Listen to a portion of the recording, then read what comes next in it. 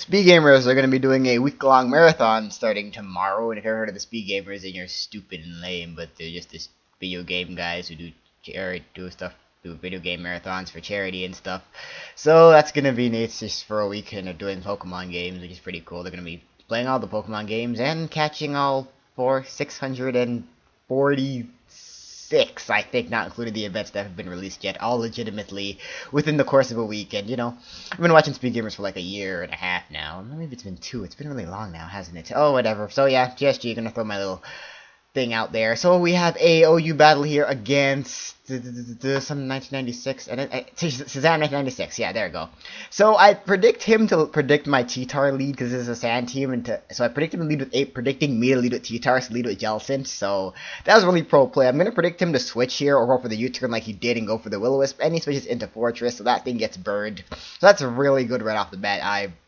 Just a little point about this team. I really fucking love this team, and you're probably gonna be seeing a lot of battles with this team soon because I love this. This is probably my favorite team I've built in the last year. I just love this team so much. It's even more better than that UU team. So I go for the taunt, knowing he's probably going to go for entry Ashes, and I know after I taunt him that Fortress can't do anything to me, so I'm going to predict him to switch again and go for a second Will-O-Wisp. So Jellicent's already burned a third of his team, and out comes this Rotom, and that thing gets burned, which is kind of nice. Gonna stay in and go for the recover, gonna see what he wants to do to me. I was kind of throwing the trick, but at the same time, I just kind of want to scout it a bit. Ends up going for the Volt Switch, does a little over half, and I'm gonna be able to recover most of that off with the recover, and he ends up switching into the Celebi now. So I definitely don't want to take any kind of grass move, but I was thinking he may overpredict and go for the Psychic or something, so I decided to go into my T-Tar just to get my weather up since he doesn't have any weather of his own. I was just switching T-Tar now. Ends up being a Tinkerbell set right here, and he ends up going for straight off for the Leaf Storm, which really sucks. I was going to do a shit ton despite the special defense investment, but it looks like I may be able to take another one after the special attack drop, so I'm just going to stay in here and go for the Stealth Rocks just to set them up because they're Stealth Rocks, why not? But he's ended up actually going to miss this Leaf Storm, which not sure how much it mattered. I think that may have, because he's going to go for one here again this turn after I set up my rocks, and he's going to end up doing just enough where it looks like if I didn't get the lefties recovery, that the last one may have killed me. That may have just been max min, so it's really iffy about how much that really mattered. Anyways, I'm just going to crunch, thinking he would kill me here, but he actually goes for the recover. Actually, no, yeah, crunch him as he kills me. I'm slower. What am I talking about? Now I'm going to go for the Ice Beam, just because I'm thinking he's going to kill me. Ends up going for the recover here, which is kind of weird. And yeah, Ice Beam's going to bring him back down. Does about the same as Crunch. I was just curious if it would do any more, and it really does about the same, oddly, even though T-Tar has still more attack, despite the special attack investment. Just going to go for another one, and he's going to go for the Earth Power here, and that's not going to kill me at -2. I don't know what he was thinking. He should have gone for Leaf Storm again. He's going to die to Life Orb, so Celebi dies early, and my Annabelle Tyranitar here, which is based off that little promo that the TSG did, because, you know, T-Tar is adorable Pokemon. It deserves a name like Annabelle, because it's just, you think T-Tars are ferocious, but they're really adorable. That's why it's named Annabelle. So, yeah. He goes for the U-turn. I figured he'd do this, and he ends up just switching into his Fortress, and that's fine. I'm just going to, I don't have any fire moves, I don't have anything that can one-shot this Fortress, so I decided to go back into my Jellicent and taunt it again to stop it from setting up whatever it wants to do. But I'm going to predict him to switch into something that isn't this Rotom and go for the Will-O-Wisp again, but he ends up switching into the Rotom, so that kind of sucks, so yeah. That's lame. I believe here I'm just going to go into my Landorus, figuring he's going to Volt Switch again, so I'm just going to do that, and yeah, lefties and whatnot.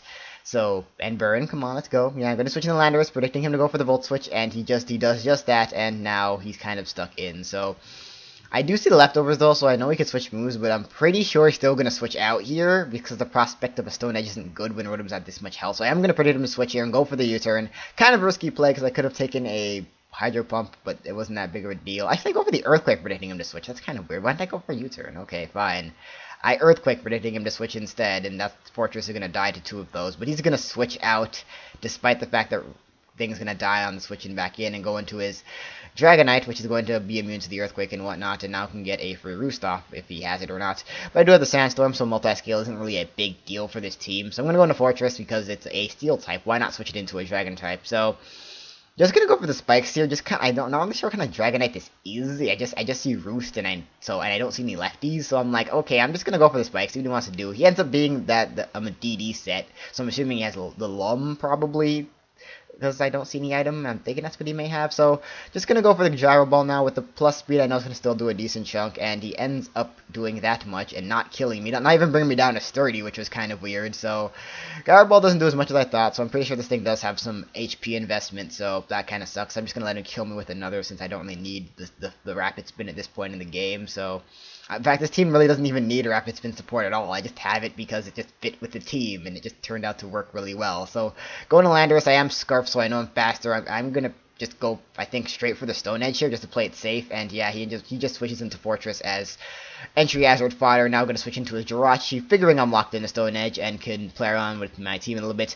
Going to go into my Reuniclus, figuring he's going to T-Wave or Body Slam, and he does do just that and Body Slam. And it does a decent chunk, actually, despite the lack of attack investment, but just going to go for the Focus Blast now. He goes for the Iron Head, doesn't flinch me, and even more surprising is that I hit my Focus Blast, which is like, wow, that was not supposed to happen. I'm kind of just more so foddering Reuniclus at this point, so I don't really have anything that wants to switch into a Body Slam.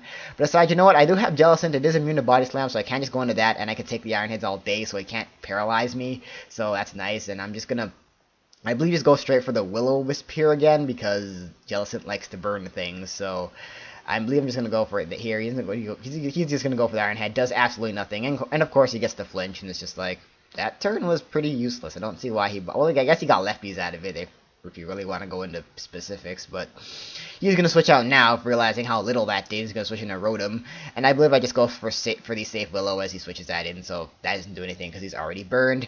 But Rotom's Survivability is really starting to get withered down now because of that burn and the Sandstorm. I believe here I just go for the Recover, or do I switch out into Landorus? I should have watched this battle before I narrated it. Okay, I stay in. What am I doing? I'm not surfing. I'm recovering. Okay, fine. I guess I was figuring that I could live another Volt Switch, and I just went for the Recover there. So, yeah, Sandstorm and Burn are withering this Rotom down a lot, so it's looking like it's pretty much a losing battle for the Rotom at this point. So, yeah, a lot of after-turn Sandstorm shenanigans and whatnot, and Burn, and just so much extra stuff that nobody cares about. Gonna go for the Volt Switch now. I believe I just stay in and go for a... I'm not sure. Let's see. Okay, he switches in the Jirachi. I believe I go for the Will-O-Wisp, predicting him to Volt Switch, actually? Do I do that? Do I? I predict that. Wow, I'm really good at this game. So yeah, burn the Jirachi, which is nice, and now this thing really can't do anything to me, but at the same time, I don't really feel the need to switch into anything at this point. Just gonna let my Jelly die, since I don't really need it for much anymore. It's burned half its team. It's done plenty of what it needed to do, so I'm just going to stay in. Goes for the Iron Head, and that is going to do, like, nothing, but he does get the flinch, and that is going to bring me down to a point where Burn may take me out. I think I'll live with 1 if Burn does 49 like I think it does on Jelly. No, if I die. Okay, fine.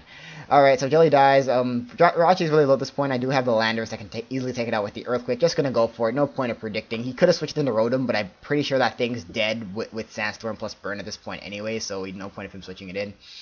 He's going to go into Dragonite now. After it Stealth Rocks, this thing is obviously going to Roost, but I really can't do anything about it since I'm Scarfed. I'm still going to be faster, so I can't predict him to Roost. So he actually stays and goes for the Dragon Claw, which I found kind of weird. He isn't going to hit my Reuniclus down to the point where it's going to die next turn. Just going to stay in and go for the Psychic in case he wanted to go for the Roost, but he's just going to go for another Dragon Claw. Take up my Reuniclus, and Dragonite's at a point where pretty much anything can revenge it. Going to go into Terrakion now, and I'm just going to go for the safe close combat, not wanting Stone Edge to miss, and that's going to easily take it out, and things are looking really good. He ends up going now into his Infernape now. I figure the reason he did this is because the thing's probably Scarfed, and it turns out that it is, as I'll figure out later. Just gonna stay in to make sure that he's Scarfed, and maybe if it wants to be a speed tie, I may win it. But I figured it was Scarfed from the first turn when he U-turned on my thing, just because of how little damage it did to my Jellicent. But, and the fact that I don't see Life Orb is obviously not banded, so yeah.